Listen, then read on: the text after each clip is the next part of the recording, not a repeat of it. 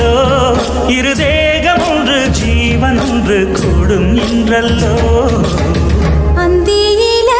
வானம் தந்தனத்தோம் போடும் அலையோட சிந்து படிக்கும் சந்திரரே வாரும் சுந்தரிய பாரும் சதிராட்டம் சொல்லிக் கொடுக்கும்